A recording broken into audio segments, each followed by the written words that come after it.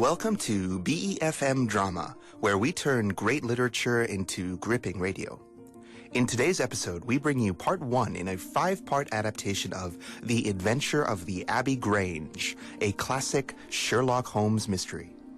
In this first episode, Sherlock Holmes and Dr. Watson are called by Inspector Hopkins of Scotland Yard to investigate a brutal murder at a stately country house in Kent. Sit back and enjoy as we bring you part 1 in this classic mystery.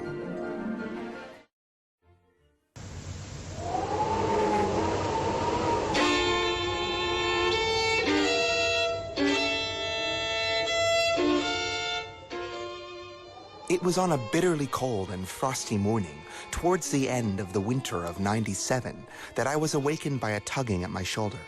It was Holmes. The candle in his hand shone upon his eager, stooping face and told me at a glance that something was amiss. "Come, Watson, come! The game is afoot. Not a word. Into your clothes and come."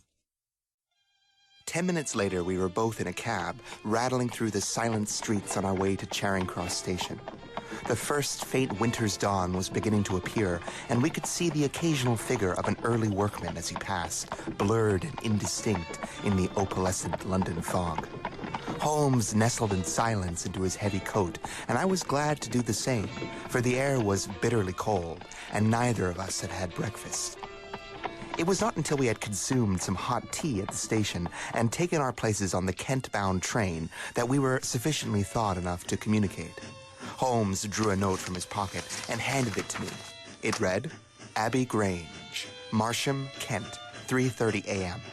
My dear Mr. Holmes, I should be very glad of your immediate assistance in what promises to be a most remarkable case. It is something quite in your line.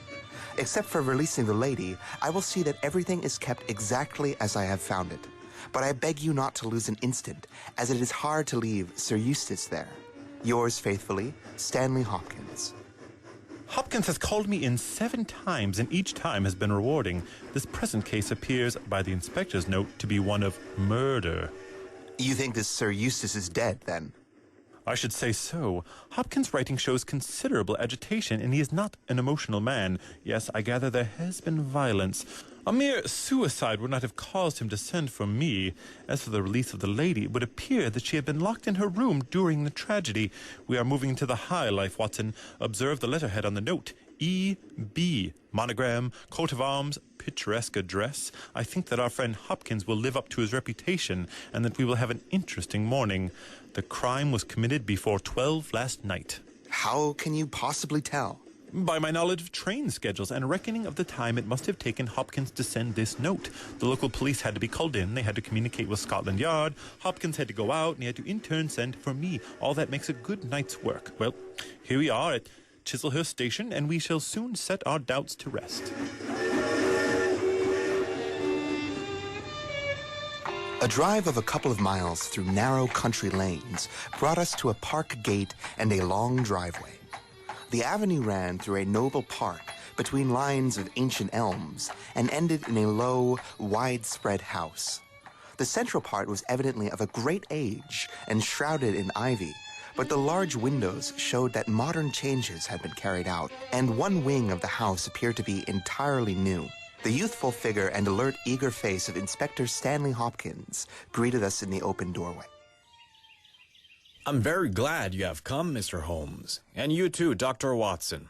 But perhaps I should not have troubled you. After the lady calmed down enough to talk, she gave such a clear statement of the facts that there is little left for us to do. You remember that Lewisham gang of burglars? What, the 3 Randalls? Exactly. The father and 2 sons, it's their work. I have not a doubt. They did a job at Sydenham a fortnight ago and were seen and described. It's rather cocky of them to do another job so soon and so close by. But I've no doubt it was them. It's a hanging matter this time. Sir Eustace is dead, then? Yes, his skull was smashed in with his own poker. Our driver told us that his full name was Sir Eustace Brackenstall? Exactly. One of the richest men in Kent. Lady Brackenstall is in the morning room. Poor lady. She has had an awful experience. You had better see her and hear her account of the crime. Then we will examine the dining room together.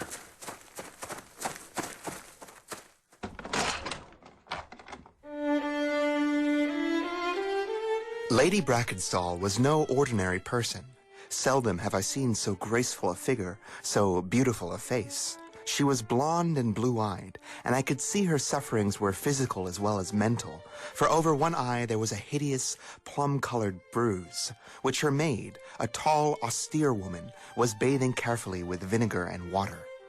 The lady lay back exhausted upon a couch, but her quick, observant gaze as we entered the room and the alert expression of her beautiful features showed that neither her wits nor her courage had been shaken by her terrible experience. She was dressed in a loose dressing gown of blue and silver, but a black, sequin-covered dinner dress lay upon the couch beside her. I have told you all that happened, Mr. Hopkins. Could you not repeat it for me? Well, if you think it necessary, I will tell these gentlemen what occurred. Have they been in the dining room yet?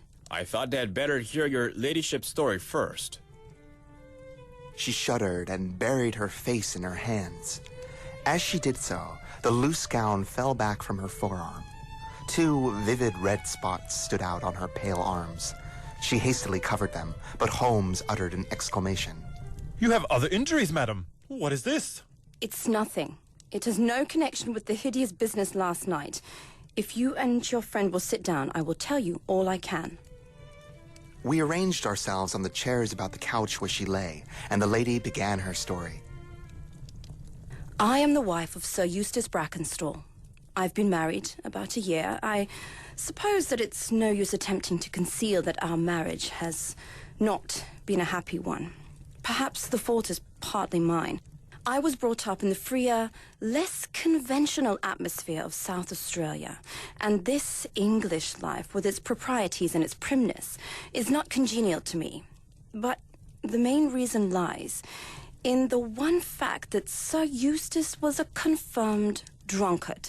Can you imagine what it means to be tied to him day and night? It is a sacrilege, a crime, a villainy to hold that such a marriage is binding. I say that these monstrous laws of yours will bring a curse upon the land. God will not let such wickedness endure. For an instant she sat up, her cheeks flushed and her eyes blazing from under the terrible mark upon her brow. Then the strong, soothing hand of the austere maid drew her head down onto the cushion, and the wild anger died away, and she continued. I will tell you about last night. You are aware, perhaps, that all the servants sleep in the modern wing. The central block is made up of the dwelling rooms, with the kitchen behind and our bedroom above. My maid, Teresa, sleeps above my room. There is no one else, and no sound could reach anyone in the farther wing. Sir Eustace went to bed at about 10:30. I sat until after 11 in this room, absorbed in a book. Then I walked around to see that all was right before I went upstairs. As I approached the window of the dining room, which is covered with thick curtains, I suddenly felt the wind blow upon my face and realized that it was open. I flung the curtain aside and found myself face to face with a broad-shouldered elderly man who had just stepped into the room. I held my bedroom candle in my hand, and by its light I saw 2 other men behind the first. I stepped back, but the fellow was on me in an instant. He caught me first by the wrist and then by the throat. I opened my mouth to scream, but he struck me a savage blow with his fist over the eye, and I fell to the ground. The devils! Quite right, Watson. I must have been unconscious for a few minutes, for when I came around, I found that they had torn down the bell rope and had used it to tie me to a chair. I could not move, and a handkerchief tied around my mouth prevented me from making a sound.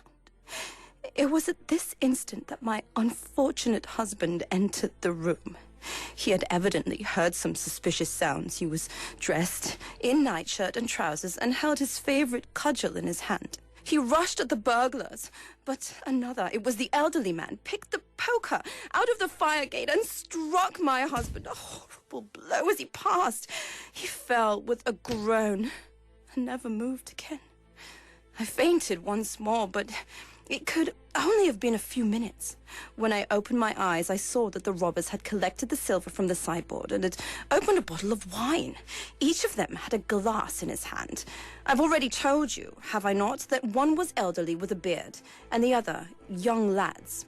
They might have been a father with his two sons. They talked together in whispers, and then they came over and made sure that I was securely bound. Finally, they disappeared through the window, closing it behind them. It took a quarter of an hour to get my mouth free of the gag. When I did so, my screams brought the maid to my assistance. The other servants were soon alarmed, and we sent for the local police, who instantly communicated with Scotland Yard in London.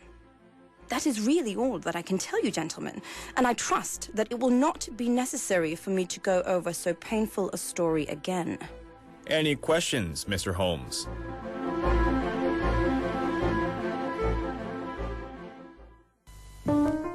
With that, we have come to the end of our first episode. Will Holmes cross-examine the witness, and what will he discover by doing so? Tune in tomorrow to find out as Holmes and Watson continue their investigation of this brutal murder here on BeFM Drama.